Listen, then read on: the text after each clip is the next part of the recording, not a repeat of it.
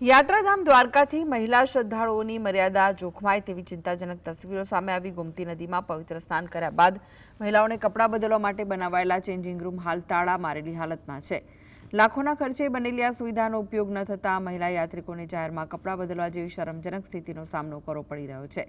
એક તરફ મહિલા સશક્તિકરણ અને સુરક્ષાની વાતો થાય છે, ત્યારે બીજી તરફ યાત્રાધામ વિકાસ બોર્ડ અને સ્થાનિક નગરપાલિકાની ઘોર બેદરકારી ઉઘાડી પડી છે।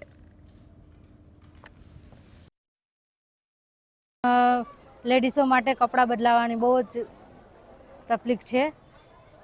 આમ તમે લેડીઝોને એમ કહો છો કે લેડીઝને આવી શક્તિ છે, પણ લેડીઝને જ અહીંયા કપડાં ક્યાં બદલે, જે છે એ તાળા લાગેલા છે।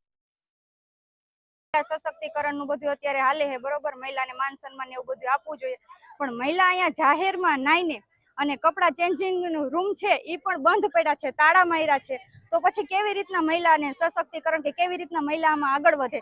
અને જે જેન્ટ્સ લોકો હોય છે સામાન બેઠા હોય છે, આમાં તાળા માર્યા છે, તો પછી કેવી રીતના મહિલા આમાં ચેન્જિંગ કપડાં ચેન્જ કરે? દર્શન તો બરોબર થઈ ગયા, પણ અમારે કપડાં બદલવામાં બહુ તકલીફ પડી। અને જ્યાં કપડાં બદલવાનું છે બધું ટોયલેટ, એમાં તો તાળા મારેલા છે, તો લેડીઝો કપડાં ક્યાં બદલે? રોડ ઉપર તો બદલે નહીં, તો થોડી સગવડ રોકવી જોઈએ, તાળા ખોલનાવા પડે તો સારું કહેવાય। કેમ કે આમાં લેડીઝો કપડાં ક્યાં બદલે, માણસો એટલી બધી પબ્લિક છે, તો શું કરે એવી રીતે? એના માટે સરકારે થોડું હરખું કરવું જ જોઈએ એમ।